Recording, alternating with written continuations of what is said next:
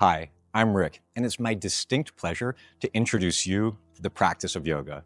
If I do my job right, 5 minutes from now, you're going to be saying, yoga's easy. And at the end of this video, you will have learned your first 15 to 20 yoga poses. Let's begin. We're going to come down into what's called a tabletop, and we're stacking shoulders over wrists, hips over knees, and this is our first yoga pose. Relax into the pose, looking straight down. Inhale. And exhale. And now we move on. The next pose is cow pose. And all we're doing here is shifting the gaze upward as the belly cows downward. And we'll take a breath here.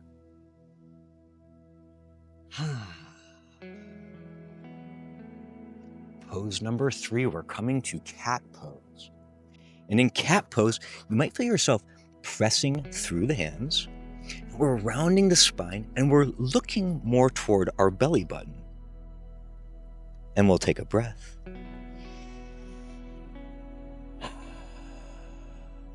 Now to tie it together, we will flow, inhaling toward our cow pose. Smile and exhale toward the cat pose. Inhale, cow.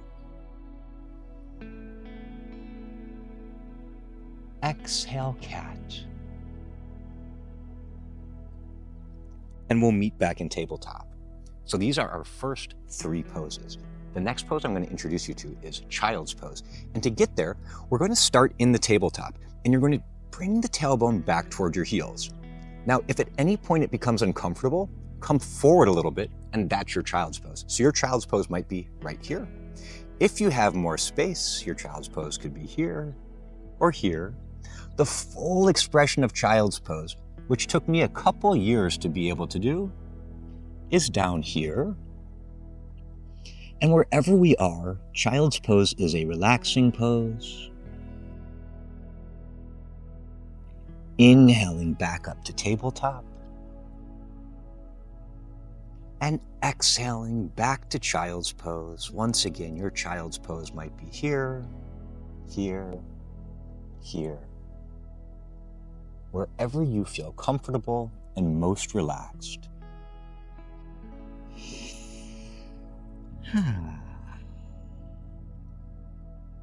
Bringing ourselves back up to tabletop. We're now going to come to one of yoga's classic poses, downward facing dog. And for downward facing dog, we're going to tuck our toes and move into an upside down V shape. And so everyone's downward facing dog is going to look a little bit different, but the heels are going to lift up a little bit. The knees are going to have a nice generous bend in them. And we want to imagine a string on our tailbone. And as that string lifts up, we decrease the angle between our lower back and the thigh. And here's our downward facing dog, this upside down V. And we'll lower back down to our knees, tabletop, and we'll take a quick breather. So we're 5 poses in to yoga already. If one of these poses isn't serving you, discard it. The purpose here is to find your yoga, the yoga moves that heal you, that feel good for you, that energize you, that strengthen and lengthen you. And so if one of these isn't working for you, discard it and move on to the next. Okay, that's what we're going to do now, is move on to the next. So as we come up, we're now standing. All of that was with our hands and feet on the ground. And so flow regions refer to the way that we're connected with the mat. Hands and feet were on the ground. Now we have 2 feet together. And from here, 2 feet together, we come to one of my favorite postures, hands to the sky. And yep, this too is a yoga pose. This is our 6th yoga pose. And all we're doing is elevating through the scapula. Maybe draw a little attention to your feet. Feel that connection, toes gripping. Feel the entire foot seated comfortably, squarely, fully on the mat. And then feel the energy from your feet coming all the way up through the fingertips, lifting long, releasing the shoulders. And our next pose is a forward fold, enjoying a generous bend in the knee. I'm going to turn to the side. And so as we come toward our forward fold, generous bend in the knee. In our forward fold, we're trying to reduce the angle between the thigh and the lower back. And so if I have a nice bend in my knee, it makes it much easier for me to reduce that angle.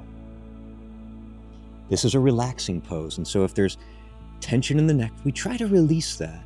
Be soft through the spine and relax. From here, next pose, we're lifting halfway up.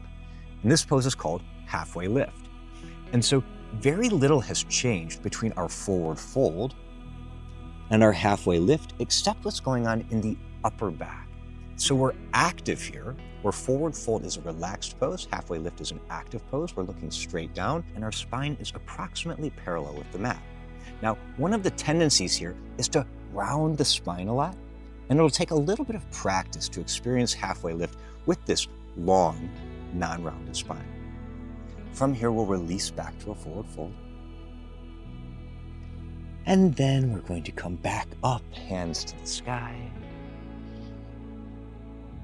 And we'll flow through this. Forward fold, generous bend in the knee, no pulling, halfway lift, upper back is the primary mover here, forward fold, hands to the sky. All right, we are now 8 poses into your introduction to yoga. The next pose is going to bring us into a yogi squat. And for this, I invite you to set your feet at about the width of the mat and angling your toes about 45 degrees out.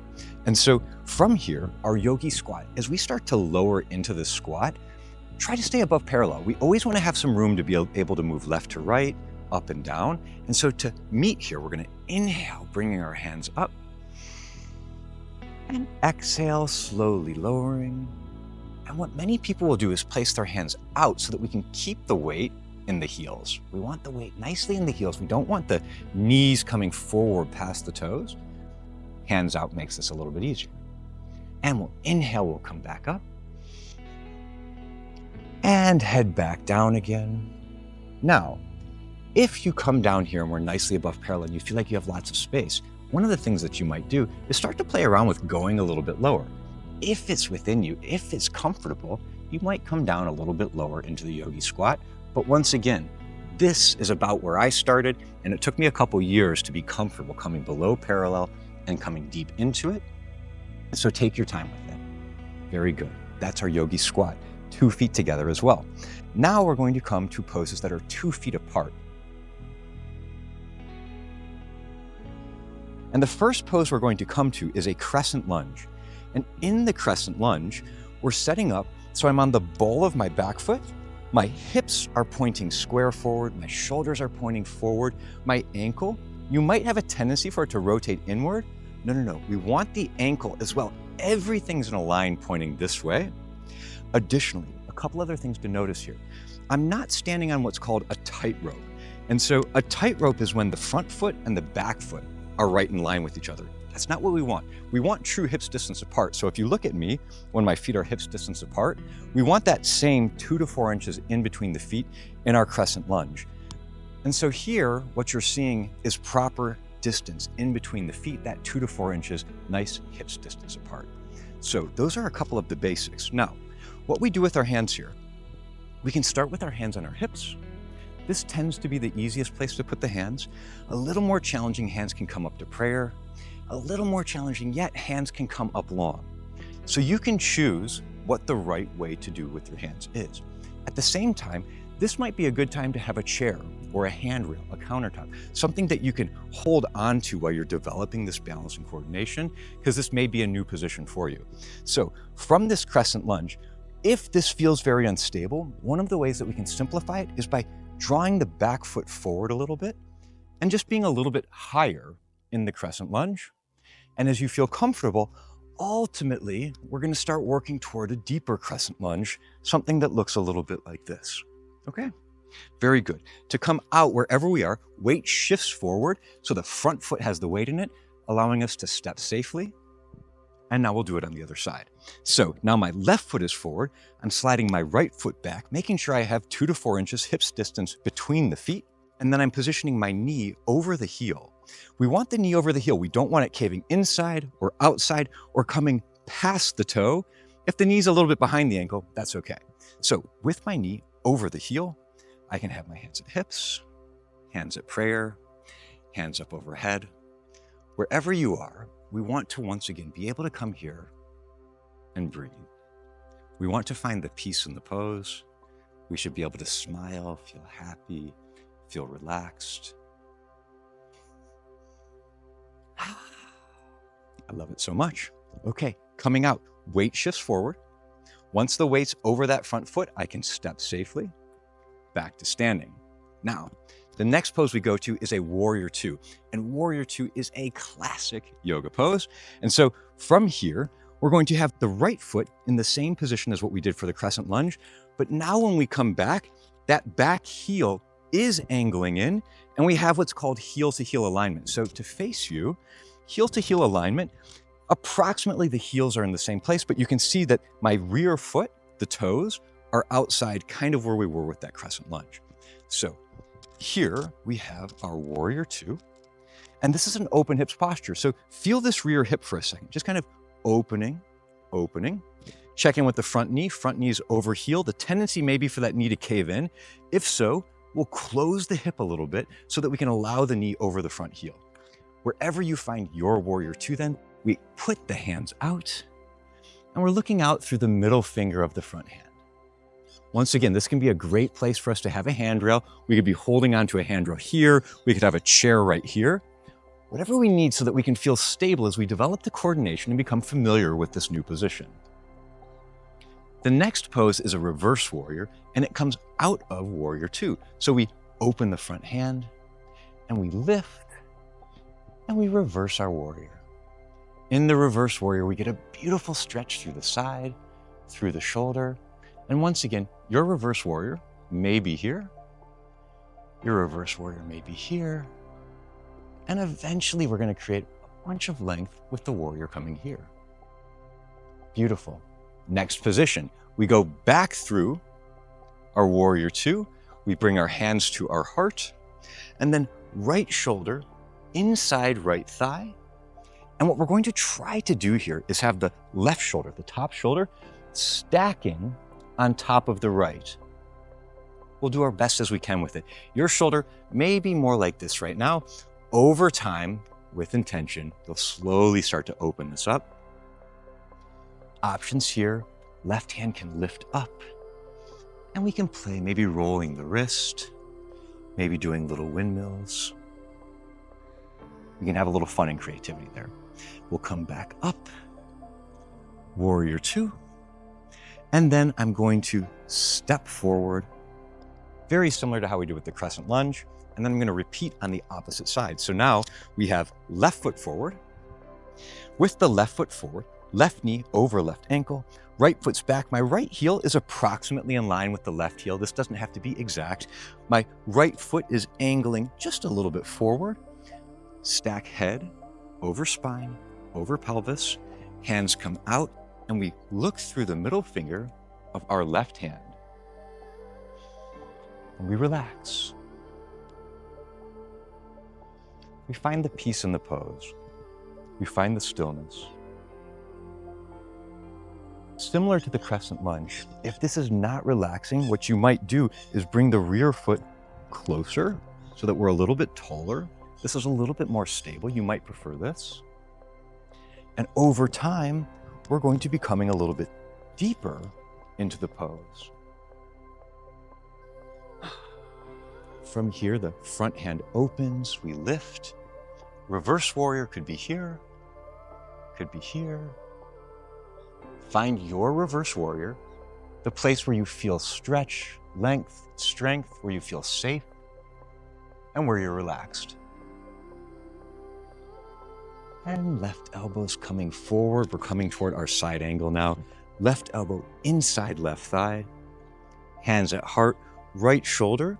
I'm trying to bring it over my left. And once we're steady, we can lift this right hand.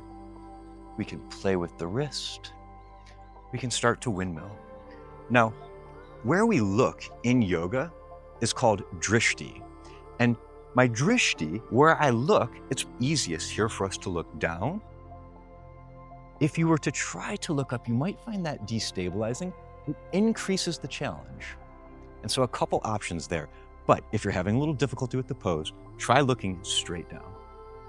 Now we'll come back to our warrior two. Warrior two. And I'm going to step this way by shifting weight into the front foot and standing here. Very good. Now, our final flow region. As a reminder, we started off hands and feet, first 5 poses. Then we went and we had 2 feet together, our next 4 poses. The next 4 poses after that, 2 feet apart. And now our final flow region for this series is body, where we have our body on the ground. And so the very first body posture is easy seat. And so if you're looking at this saying, Rick, I've been doing this since like preschool. You're telling me this is yoga. Yes, I'm telling you this is yoga.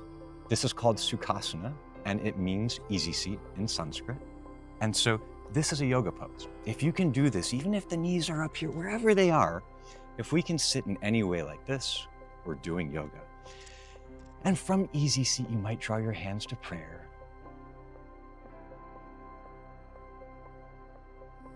Beautiful. I love it so much. I hope you're enjoying this as well. Okay, on to our next poses. The next pose is also one that you're probably used to in gym class. And so this is our seated forward fold.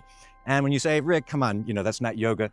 This is called Paschimottanasana. And I only give you the Sanskrit to root us in the tradition that's been around for thousands of years. So what we're going to do here is bring our hands up and feel the core engage.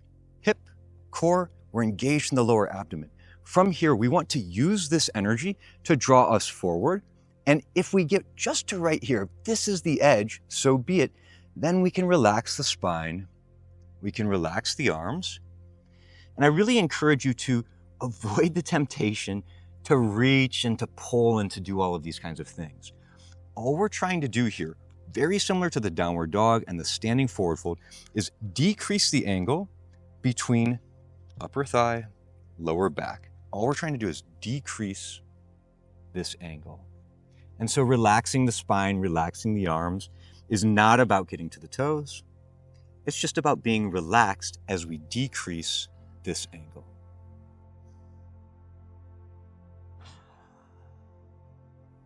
Okay, very good. We're coming in for the home stretch. This next pose is called Sphinx. And I love Sphinx for several reasons. To come into it, we're gonna have our shoulders over our elbows. So palms face down, the entire forearms connected to the ground, elbows connected to the ground, shoulders over elbows, toes are untucked, and there's a little bit of energy in the tailbone, just wrapping down toward the mat slightly. The pubis bone, that bone right below the belly button, is coming forward slightly. What we don't want is what's called compression of the lower back. If you feel pain in the lower back, that compression of those vertebrae, that's not what we're looking for. There should be no pain in this pose.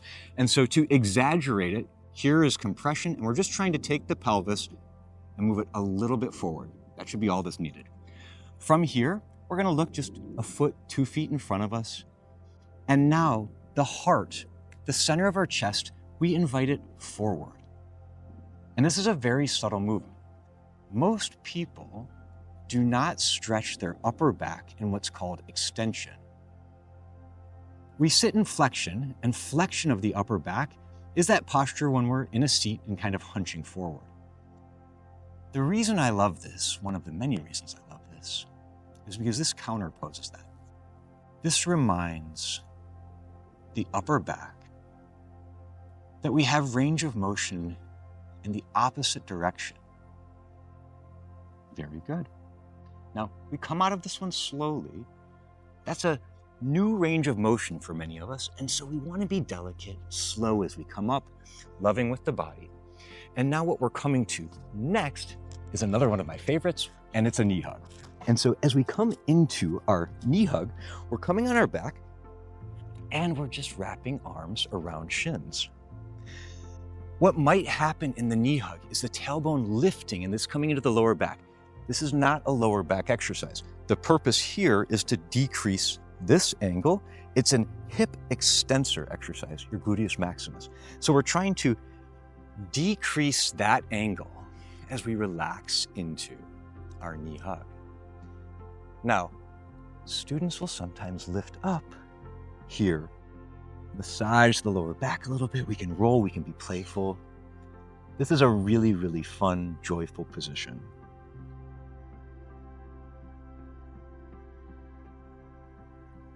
From here, happy baby. Knees come apart, elbows come inside the knees. They find the outer edges of the feet, and imagine yourself as a little toddler, and we open up, and this too is for the hips. When we're in our happy baby, we can rock side to side.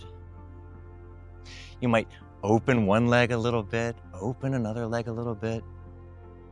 And so we can be playful here too. Happy baby. Now, we're gonna come in for a soft landing. We have 2 more poses.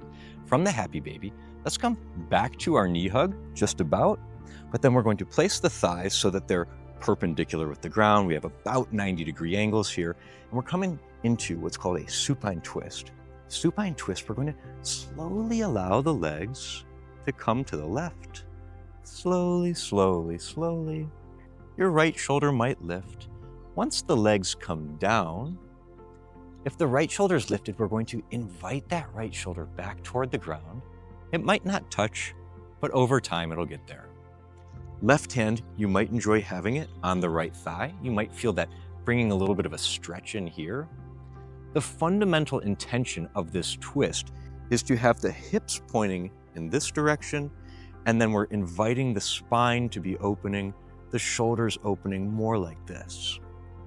When that right shoulder comes onto the ground, you'll actually have 90 degrees difference between where the chest points and where the hips are pointing. But give yourself plenty of time to get there, and if you're only at about 60 degrees or so, that's totally okay.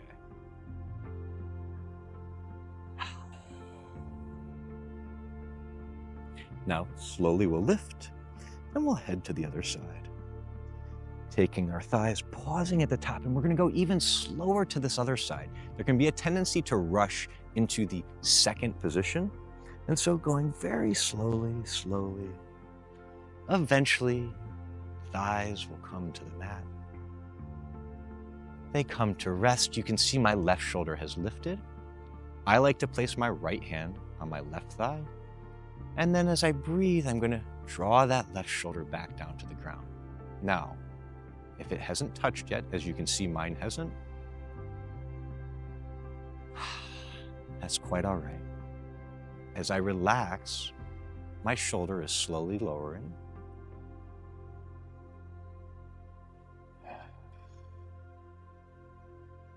And once again, it took me a couple years to get to the point where when I'm open and I'm soft and I'm comfortable through the spine, that I can actually bring that shoulder onto the mat.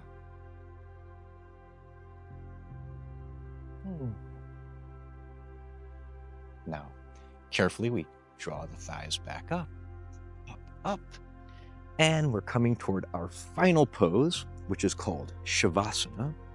And this is the most traditional way that any yoga class will end, and it's ultimate relaxation. So when we talk about being in the body flow region, where it's our body connected with the mat, look at how much of my body is connected with the mat here. And so my heels are about hips distance apart, maybe a little wider, the toes gently falling outside, just relaxing. The back of the wrist is on the ground, the palms are up. If you find that your chin is reaching over, just try to square it so that if your eyes were open, you'd just be looking approximately straight up. And breathe and relax. What we're invited to do here in Shavasana is release all the tension in our body. Scan the muscles in the face. Is there tension in the eyes, the ears, the jaw? If so, try to let it go. Is there tension in the hips or the ankles? If you can, try to let that go.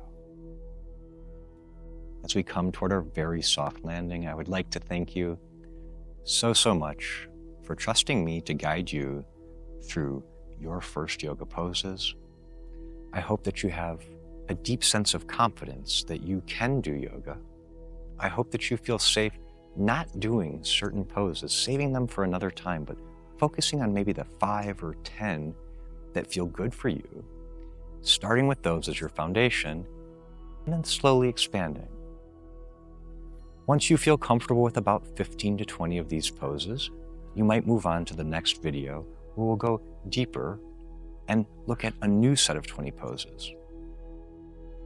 The good news about that next set is you'll find many of the poses in that next set are about as easy as the poses in this one, so there's no need to be intimidated as you consider going into that next level. Now let's meet in a seated position. We'll come to our easy seat. Thank you so much for being here. I'm so excited to participate in the next steps of your yoga journey. It's not just about balance and flexibility or strength, a calmer mind, clarity, focus, and how these things lead to our best life, whether it's career advancement, financial freedom, the relationships that we have with other people. There are so many ways that the practice of yoga makes our lives better. Can't wait to share all of it with you. Thank you.